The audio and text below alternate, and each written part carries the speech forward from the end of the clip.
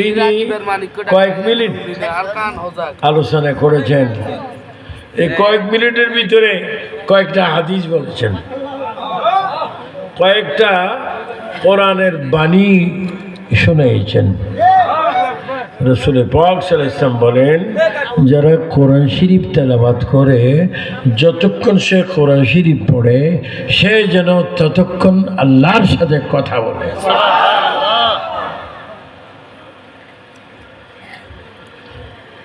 এজন্য এই যে পাক পাঞ্জাতন, পাক পাঞ্জাতন, আমি এই পাঞ্জাতনের 5 জনের কাছে আল্লাহ আমাকে নিয়েছে।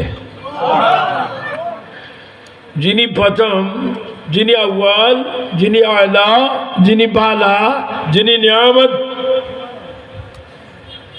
যিনি 18,000 জাত, 80,000 আলম। এই 18,000 জাত, 80,000 আলম যার নূর মুবারক থেকে সৃষ্টি, তিনি হচ্ছেন রহমতুল লিল আলামিন। অনেকে ফাঁক পাঞ্জাতন, অনেক হুজুরও বুঝে না। হুজুর বুখারী শরীফ পড়লাম, মুসলিম শরীফ পড়লাম, সিয়াসিটা পড়লাম, টাইটেল পাস করলাম, ডবল টাইটেল দিলাম, ফাঁক পাঞ্জাতন কি? আমি কই তোর মতো তো সুখ না, হারামি আর কেহ নেই। কি হারামি? এখনো তো বীজ আসলো সুখ না হারামি। তুই ফাঁক পর্যন্ত জিরুস না, বুখারী পড়ছস। আল্লামা ইসমাইল বুখারী রাদিয়াল্লাহু তাআলা রুজি বুখারী শরীফ লিখেছেন। আমি তার খবর প্রায় 42 বার জিয়ারত করেছি। যিনি সহিহ বুখারী, বুখারীর হাদিস, একটা হাদিস পেয়ে আমার নবীর রওজা মুবারকে গিয়ে নবীকে সালাম দিয়ে নবীর রওজা মুবারকে কদম বসি করতেন এবং 2 রাকাত নামাজ পড়তেন। 2 রাকাত নামাজ পড়ে হাদিসটা নবীকে রওজা মুবারকে শুনাইতেন এবং নবীজি বলতেন, ইয়া রাসূলুল্লাহ, আমি ইসমাইল এই হাদিস পড়েছি, আপনি অবশ্যই শুনেছেন, এই হাদিসটাকে আমি লিখব। নবীজি বলতেন, তোমার হাদিস আমি শুনেছি, তুমি লেখো।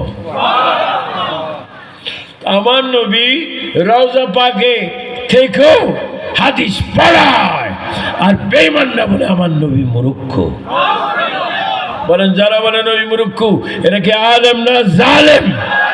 এটা কি জান্নাতি না জাহান্নামী? এটা কি হুসাইনি না ইয়াজিদি? এখনো ইয়াজিদ আছে কিনা? এই বর্তমান যে দিয়েছি বাবা শাহজালালের সাথে বেয়াদবি করেছে, এটা মনে হয় গোপন তত্ত্ব নিলে বোঝা যাবে এটা ইয়াজিদি। আমি কথা বললে আমার ফাঁসি দিবে, দাও। হত্যা করবা, করো। কারণ আমার ইয়াকিন, ইকরার, বিশ্বাস যদি নবীর পক্ষে, আল্লাহর পক্ষে থাকে, গুল্লি বুকে লাগার আগে নবীর চার মোবারক দেখব। 2 হাত তুলে 3 বার বলে, ইয়া রাসূলুল্লাহ। আরো জোরে বলো, মুহাব্বতে বলো, আমরা নবী চাই কি চাই না?